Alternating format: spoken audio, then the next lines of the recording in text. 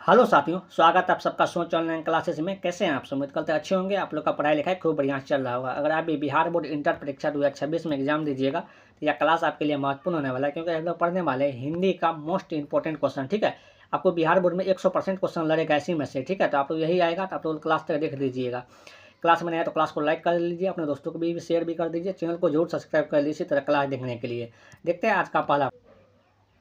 देखिए, पहला प्रश्न है आपका यहाँ पे कि तीन कठिया प्रथा का संबंध किससे है? बताएं, तीन कठिया संबंध का संबंध किससे है? कपास से, हींग से, नील से या रंग से? आप लोग भी साथ में आंसर दीजिए। तीन कठिया प्रथा का संबंध किससे है? किससे है? नील से है। ठीक है, तो एक का सही आंसर ऑप्शन नंबर सी हो जाएगा। देखते हैं 2 नंबर पर। देखिए, 2 का प्रश्न है आपका यहाँ पे कि भगत सिंह का जन्म कब हुआ था? बताएं, 1907 में, 1911 में, 1914 में या 1915 में? आप लोग भी साथ में आंसर दीजिए। भगत सिंह का जन्म कब हुआ था? तो भगत सिंह का जन्म हुआ था 1907 ईस्वी में। ठीक है, 2 का सही आंसर ऑप्शन नंबर ए हो जाएगा। देखते हैं 3 का प्रश्न। देखिए, 3 का प्रश्न है आपका यहाँ पे कि मालती के बच्चे का क्या नाम था? बताएं, टीटी, सिटी, किटी या चीटी?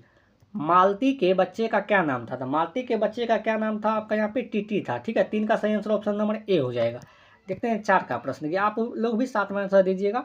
4 का प्रश्न है आपका यहाँ पे कि ओम प्रकाश वाल्मीकि का जन्म कहाँ हुआ था? बताएं, बरला मुजफ्फरपुर, मोही, महुई, आजमगढ़ या सीतापुर, अनूपपुर या निहालपुर इलाहाबाद? जो ओम प्रकाश वाल्मीकि है इसका जन्म कहाँ हुआ था? बताएं, 4 का सही आंसर क्या होगा? तो कहाँ होगा यहाँ पे? बरला मुजफ्फरपुर हो जाएगा। 4 का सही आंसर ऑप्शन नंबर ए हो जाएगा। देखते हैं 5 का प्रश्न। 5 का प्रश्न है आपका यहाँ पे कि जनयुग पत्रिका के संपादक कौन है? जनयुग पत्रिका के संपादक कौन है? गणेश शंकर विद्यार्थी, अयज्ञ, बालकृष्ण भट्ट या नामवर सिंह?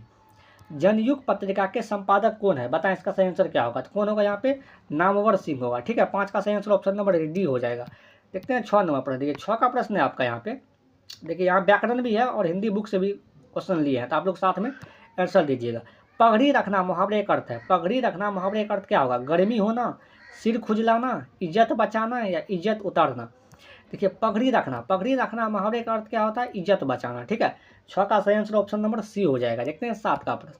देखिए, 7 का प्रश्न है आपका यहाँ पे कि दिन दुना रात चौगुना होना मुहावरे का अर्थ है। दिन दुना रात चौगुना मुहावरे का अर्थ क्या होगा? बताएं, खूब उन्नति, खूब अवनति, पतन या दिशाहीन? लेकिन दिन दुना रात चौगुना होना इसका मतलब क्या होगा? खूब उन्नति होना। तो 7 का सही आंसर ऑप्शन नंबर ए हो जाएगा। देखते हैं 8 का प्रश्न। 8 का प्रश्न है आपका यहाँ पे कि नाच नचाना मुहावरे का अर्थ है। तो नाच नचाना मुहावरे का अर्थ क्या होगा? मान करना, तंग करना, नृत्य करना या शिष्ट होना? बताएं, नाच नचाना मुहावरे का अर्थ क्या होगा? तंग करना। ठीक है, 8 का सही आंसर ऑप्शन नंबर बी हो जाएगा। देखते हैं 9 का प्रश्न। ठीक है, आप लोग भी साथ में आंसर दीजिएगा। 9 का प्रश्न है आपका कि रत्नाकर त्रिपाठी किस कवि के पिता थे? भूषण, तुलसीदास, नाभादास या सूरदास? रत्नाकर त्रिपाठी जो था वह किस कवि के पिता थे? 9 का आंसर बताएं आप लोग। तो किस कवि के पिता थे? भूषण का। ठीक है, 9 का सही आंसर ऑप्शन नंबर ए होगा। देखते हैं 10 का प्रश्न। ठीक है, 10 का प्रश्न है आपका यहाँ पे कि कवि ने कहा शीर्षक रचना किसकी है? बताएं, मुक्ति बोध की, ज्ञानेंद्र पति के, सुभद्रा कुमारी चौहान के या शमशेर बहादुर सिंह की? बताएं, कवि ने कहा शीर्षक रचना किसकी है? 10 का आंसर बताएं आप लोग। किसकी है? ज्ञानेंद्र पति का। ठीक है, तो 10 का सही आंसर ऑप्शन नंबर बी होगा। देखिए, अगर आप लोग यहाँ तक आएंगे तो क्लास को लाइक भी करें, अपने दोस्तों को भी शेयर भी करें, चैनल को जरूर सब्सक्राइब करें और आप लोग कमेंट करके बताएं कि 10 में कितना सही होगा, यह भी आप लोग बताएं कमेंट करके अभी तक में। देखते हैं 11 का प्रश्न। ये 11 का प्रश्न है आपका यहाँ पे कि मंडली शब्द में कौन संज्ञा है? बताएं, जातिवाचक, गुणवाचक, समूहवाचक या दर्भवाचक? तो मंडली जो है ना वह कौन सी संज्ञा होता है? समूहवाचक। मंडली जो होता है ना बहुत सारा लोग, क्योंकि 10-12 आदमी का क्या होता है? मंडली होता है। ठीक है, 11 का सही आंसर ऑप्शन नंबर क्या होगा? यहाँ पे सी हो जाएगा। देखते हैं 12 का प्रश्न। 12 का प्रश्न है आपका यहाँ पे कि समय के पास समय शीर्षक रचना किसकी है? बताएं, रघुवीर सहाय की, अशोक वाजपेयी की, अयज्ञ की या मुक्ति बोध की? समय के पास समय शीर्षक रचना किसकी है? 12 का आंसर बताएं आप लोग। किसकी है? अशोक वाजपेयी की। ठीक है, 12 का सही आंसर ऑप्शन नंबर बी हो जाएगा। देखते हैं 13 नंबर प्रश्न। ठीक है, 13 का प्रश्न है आपका यहाँ पे कि सुभद्रा कुमारी चौहान के पति का नाम क्या था? बताएं, ठाकुर लक्ष्मण सिंह, ठाकुर राम सिंह, ठाकुर कृष्ण सिंह या ठाकुर राजा सिंह? सुभद्रा कुमारी चौहान के पति का नाम क्या था? क्या नाम था इसका? ठाकुर लक्ष्मण सिंह। ठीक है, 13 का सही आंसर ऑप्शन नंबर ए हो जाएगा, ठाकुर लक्ष्मण सिंह। देखते हैं 14 का प्रश्न। ये 14 का प्रश्न है आपका यहाँ पे कि चिंतामणि किस काल के कवि थे? बताएं, आदिकाल, भक्ति काल, रीति काल या आधुनिक काल? चिंतामणि किस काल के कवि थे? 14 का आंसर बताएं आप लोग, किस काल के कवि थे? रीति काल। ठीक है, 14 का सही आंसर ऑप्शन नंबर सी होगा। देखते हैं 15 का प्रश्न। देखिए 15 का प्रश्न है आपका यहाँ पे कि निम्नलिखित में कौन कवि छायावादी है? बताएं, इसका सही आंसर क्या होगा? भूषण, जयशंकर प्रसाद, विनोद कुमार शुक्ल या नाभा दास? निम्नलिखित में कौन कवि छायावादी है? तो छायावादी कवि कौन होगा? बताएं, इसका सही आंसर क्या होगा? तो विनोद कुमार शुक्ल हो जाएगा। ठीक है, 15 का सही आंसर ऑप्शन नंबर सी होगा। देखते हैं 16 का प्रश्न। ठीक है, 16 का प्रश्न है आपका यहाँ पे कि रामधारी सिंह दिनकर किस विश्वविद्यालय में उप कुलपति के पद पर रहे हैं? बताएं, भागलपुर विश्वविद्यालय, रांची विश्वविद्यालय, पटना विश्वविद्यालय या फिर पाटलिपुत्र विश्वविद्यालय? बताएं, रामधारी सिंह जो दिनकर था वह किस विश्वविद्यालय के उप कुलपति थे? बताएं, 16 का आंसर बताएं आप लोग, किस विश्वविद्यालय के उप कुलपति थे? भागलपुर विश्वविद्यालय का। ठीक है, 16 का सही आंसर ऑप्शन नंबर ए होगा। देखते हैं 17 का प्रश्न। देखिए 17 का प्रश्न है आपका यहाँ पे कि मुक्ति बोध का पूरा नाम क्या है? बताएं, माधव मुक्ति बोध, गजानन मुक्ति बोध, गजानन माधव मुक्ति बोध, माधव है और इसमें से कोई नहीं। मुक्ति बोध का पूरा नाम क्या है? 17 का आंसर बताएं, मुक्ति बोध का पूरा नाम क्या होगा? गजानन मानव मुक्ति बोध। ठीक है, 17 का सही आंसर ऑप्शन नंबर सी हो जाएगा। देखते हैं 18 का प्रश्न। 18 का प्रश्न है आपका यहाँ पे कि जे कृष्णमूर्ति के पिता का नाम क्या था? बताएं, जे कृष्णमूर्ति के पिता का क्या नाम था? नारायण जिद्दू, जे नारायण, नारायण मूर्ति या प्रेम नारायण सिंह? जे कृष्णमूर्ति के पिता का नाम क्या था? 18 का आंसर बताएं आप लोग। तो क्या नाम था यहाँ पे? नारायण जिद्दू। ठीक है, 18 का सही आंसर ऑप्शन नंबर ए हो जाएगा। देखते हैं 19 का प्रश्न। 19 का प्रश्न है कि उदय प्रकाश की माता का नाम क्या है? बताएं, गंगा देवी, मकुंदी देवी, बागेश्वरी देवी या बच्चन देवी? तो उदय प्रकाश की माता का नाम क्या है? तो उदय प्रकाश की माता का नाम क्या था?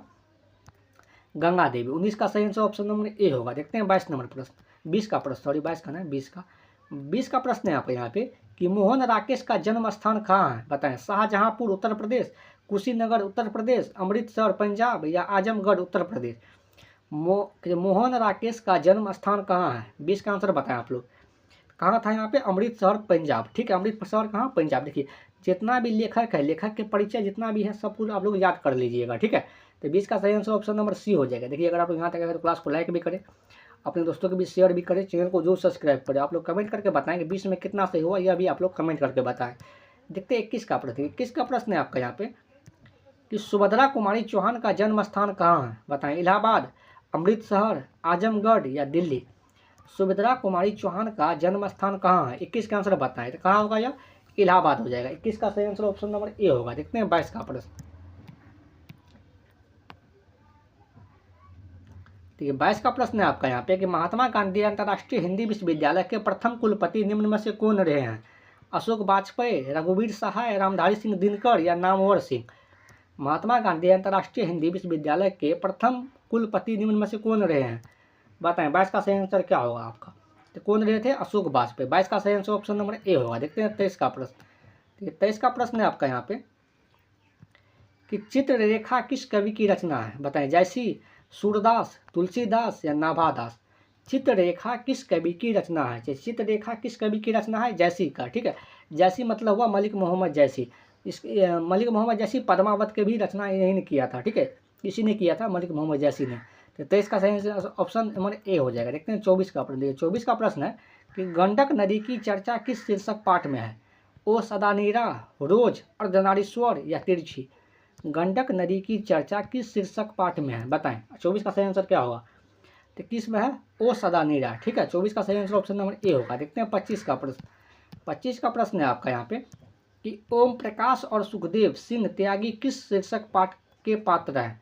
सिपाही की माँ, जूठन, ओ सदानीरा या तिरछ? बताएं, ओम प्रकाश और सुखदेव सिंह त्यागी किस शीर्षक पाठ के पात्र है? 25 का आंसर बताएं आप लोग, किस शीर्षक पाठ के पात्र है? जूठन का। ठीक है, 25 का सही आंसर ऑप्शन नंबर बी होगा। देखते हैं 26 का प्रश्न। देखिए 26 का प्रश्न है आपका यहाँ पे कि आंखों का तारा होना मुहावरे का अर्थ है। आंखों का तारा होना मुहावरे का अर्थ क्या होगा? मित्र होना, शत्रु होना, प्रिय होना या अप्रिय होना? आंखों का तारा होना मुहावरे का अर्थ क्या होता है यहाँ पे? प्रिय होना। ठीक है, 26 का सही आंसर ऑप्शन नंबर सी हो जाएगा। देखते हैं 27 का प्रश्न। 27 का प्रश्न है आपका यहाँ पे कि चुटकी लेना मुहावरे का अर्थ है। चुटकी लेना मुहावरे का अर्थ क्या हो जाएगा? संकेत करना, दुखी करना, नीच समझना या हंसी उड़ाना? चुटकी लेना मुहावरे का अर्थ है, तो चुटकी लेना मुहावरे का अर्थ क्या होगा बताएं आप लोग? हंसी उड़ाना। ठीक है, 27 का सही आंसर ऑप्शन नंबर डी हो जाएगा। देखते हैं 28 का प्रश्न। 28 का प्रश्न है आपका यहाँ पे कि तीर मारना मुहावरे का अर्थ है। तीर मारने मुहावरे का अर्थ क्या होगा? बड़ा कार्य करना, धन कमाना, शिकार करना या सफलता पाना। तो ये तीर मारना मुहावरे का अर्थ क्या हो जाएगा यहाँ पे? सफलता पाना। 28 का सही आंसर ऑप्शन नंबर डी होगा। देखते हैं 29 का प्रश्न। 29 का प्रश्न है आपका यहाँ पे, भगत सिंह की रचना किस निम्न में से कौन से हैं? भगत सिंह की रचना निम्न में से कौन से हैं बताएं? संपूर्ण क्रांति, एक पत्र और एक पत्र, ओ सदा नीरा या उसने कहा था। भगत सिंह की रचना निम्न में से कौन है बताएं? कौन होगा यहाँ पे? एक पत्र और एक पत्र हो जाएगा, एक लेख और एक पत्र होगा। ठीक है, 29 का सही आंसर ऑप्शन नंबर बी हो जाएगा। देखते हैं 30 का प्रश्न। 30 का प्रश्न है आपका यहाँ पे कि भारतवर्ष शब्द कौन संज्ञा है? तो भारतवर्ष शब्द कौन संज्ञा है? जातिवाचक, भाववाचक, समूहवाचक या व्यक्तिवाचक। भारतवर्ष शब्द कौन संज्ञा है यहाँ पे? व्यक्तिवाचक हो जाएगा। 30 का सही आंसर ऑप्शन नंबर डी होगा। ठीक है, देखिए यह आज का आखिरी प्रश्न था। अगर आप लोग आता है तो क्लास को लाइक भी करें, अपने दोस्तों को भी शेयर भी करें, चैनल को जरूर सब्सक्राइब कर लीजिए आप लोग। ठीक है, आज के लिए इतना है, मिलते हैं अगले क्लास में। Thank you.